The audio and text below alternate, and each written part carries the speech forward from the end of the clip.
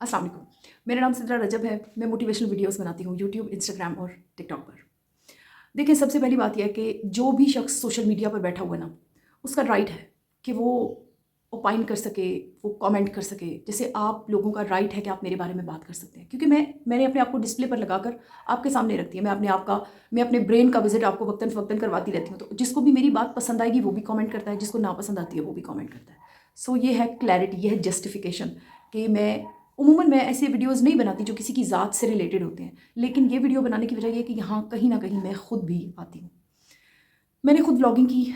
मैंने round about 30 to 35 videos बनाए होंगे व्लॉगिंग के हिसाब से। यानी मैंने अपना घर डिस्प्ले करना, अपनी फैमिली मेम्बर्स, और मैंने बड़ी जल्दी रियलाइज़ किया कि मैं कुछ लूज़ कर रही हूँ। Something is there that is itching, जो परेशान कर रहा है। मैं डिपेंड कर रही हूँ।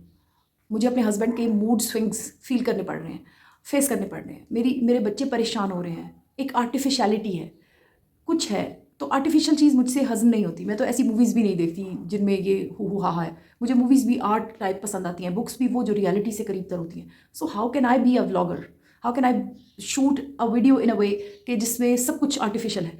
मैं कभी उनको मुस्कुराने के लिए कह रही हूँ, कभी मैं कह रही हूँ ये बॉटल फ्लिप करो, ये गेम करो, कभी कह रही हूँ हा हा हा करके इधर से गुजरो तो मैं तुम्हारा शॉट लूँ। ये कैसे हो रहा है? ये क्या हो रहा है? मैंने बड़ी जल्दी रियलाइज़ भी कर लिया, बड़ी जल्दी क्विट भी कर दिया। मेरा हाल है 10 वीडियोस थे जो पाइपलाइन में थे, वो मैंने अपलोड ही नहीं किए। तो हार्डली 18 वीडियोस थे जो अपलोड हुए थे, या शायद 15 थे। तो उसे मैंने क्विट कर दिया। सारी वीडियोस मैंने अनलिस्ट किए। कोई कोई होंगे जो मेरे बहुत ही ज़्यादा जो एंटरटेनिंग, या कह लें कि वो थोड़ी रियलिटी के करीब होंगे। अदरवाइज़ मैंने सब कुछ डिलीट कर दिया, अनलिस्ट कर दिया।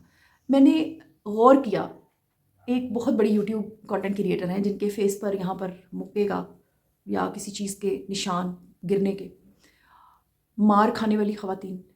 और मैंने ऐसी भी ख़वातीन देखी जिनके साथ जो बंदा बैठा हुआ है उसकी शक्ल बता रही है कि वो एक तो वो बहुत ही ज़्यादा लो लेवल है। मैं I don't want to degrade anyone, लेकिन वो ड्रंक है।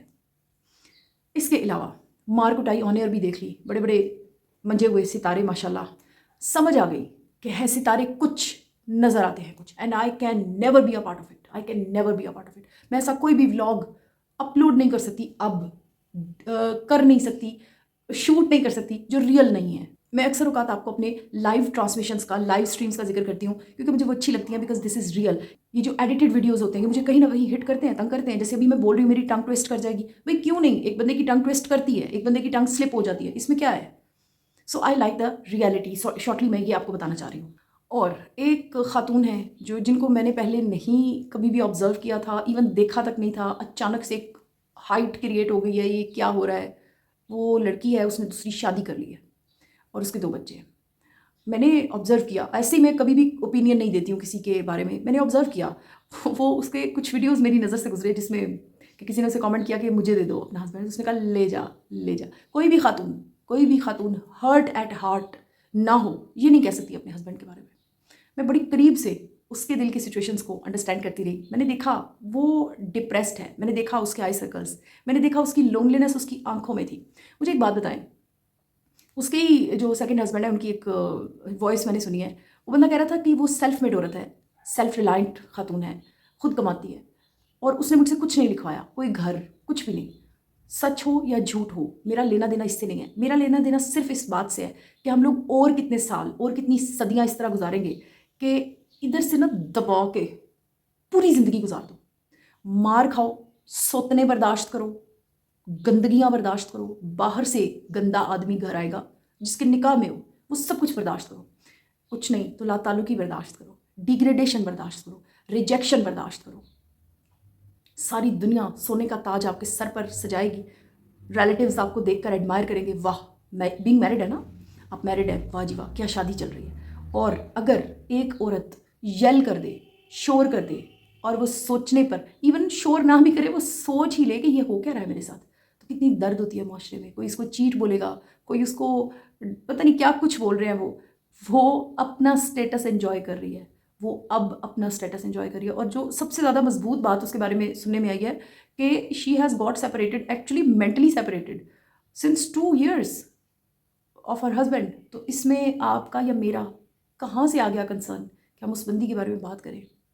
ये बिल्कुल वैसा ही है कि आपका कोई दोस्त बड़ा गरीब था, अचानक उसके पास लैंड क्रूजर आ गई और आपने गेस लगाना शुरू कर दिया कि ये इसने हराम माल से कमाई होगी। और ये बिल्कुल वैसे भी है कि जो एक फ़नी लतीफ़ा सा है कि ये जो मुसलमान है ना, इनकी जो दोज़ख होगी ना, इसके ऊपर कोई दरबान नहीं होगा, क्योंकि ये किसी की भी तरक्की को बर्दाश्त ही नहीं कर सकेंगे। जो लथार्जिक हैंड्स के साथ वो ऊपर तक पहुंच भी जाएगा ना, तो नीचे वाला उसे खींच लेगा। ये बिल्कुल वैसी ही बात है। हम जैसों को बाहर से दुश्मनों की ज़रूरत नहीं होती, हमारे अंदर ही जेलसी कूट कूट के भरी हुई है, दुश्मनी कूट कूट के, और खुंड जहनी, मैं तो इसको खुंड जहनी कहती हूँ, कि एक लड़की जो खुद सेल्फ रिलायंट है, मैंने सुना है कि वो बहुत पैसे बनाती है, उसने अगर अपनी ज़िंदगी का, अपनी चक का, अपने डिप्रेशन को ख़त्म करने का फ़ैसला कर लिया, तो इसमें क्या बुराई है। और रही बात कि वो गिफ्टर था या वो गिफ्ट करता था उसको, तो आप और मैं इंसान हैं, हमसे अगर कोई अच्छा सलूक करे तो हम उसकी तरफ इंक्लाइन हो जाते हैं, लेकिन अगर उसने उसके अच्छे सलूक की वजह से उसे अपने दिल में जगह दी है और एक रिश्ता, एक पाक रिश्ता स्टार्ट किया है, तो why we people are just focusing on these things. हम अपना काम क्यों नहीं करते, हम अपने बारे में क्यों नहीं सोचते। हमारे अंदर करोड़ों फ्लॉज हैं जिन्हें ठीक होना चाहिए, जिन पर काम होना चाहिए, लेकिन हम नहीं सोचते। हमें हमेशा दूसरे का फिक्र होता है कि ये कितना इम्परफेक्ट है। सो शॉर्टली एंड प्रिसाइजली मुझे किसी ने कहा था कि क्वीन दारो का रिव्यू करो, तो जनाब मेरी नज़र में वो लड़की अपने पुराने अज़ाब को किक ऑफ कर चुकी है ज़िंदगी से। अब जो कुछ उसके पास है, अब जो कुछ उसकी लाइफ में हो रहा है, that is a new test. पुराना चैप्टर क्लोज हो चुका है। कोई बात नहीं कि वो अभी भी फेल हो जाए लाइफ में, तो क्या मैं और आप मल्टीपल टाइम्स एक ही सिचुएशन में फेल नहीं होते रहे? हो जाते हैं। क्या हो जाएगा? कौन सी क़यामत आ जाएगी? तो ये जो हर कोई उसको बद्दुआएँ दे रहा है या उसके बारे में, आप लोगों की बद्दुआएँ उस तक नहीं पहुँच रही हैं, उसको कोई फ़र्क नहीं पड़ता इन चीज़ों से। उसको जिन चीज़ों से फ़र्क पड़ रहा है, वो बेचारी अपना नया टेस्ट, अगला टेस्ट भुगत रही है। Now she has to face the consequences. जो भी उसके रिजल्ट्स हैं वो फेस कर रही है, और वो वही करेगी, आप और मैं नहीं करेंगे। आप अपने कीमती वक्त में से मुझे वक्त देते हैं, थोड़ी सी अकल इस्तेमाल किया करें, अपने बारे में सोचा करें, अपने कामों को करके फिर मेरा ख्याल है इस तरह की सोचें आएंगी ही नहीं हमें, अगर हम लोग वाकई डूअर्स होंगे ना, एक्शंस में रहते होंगे। Thank you so much. Bye.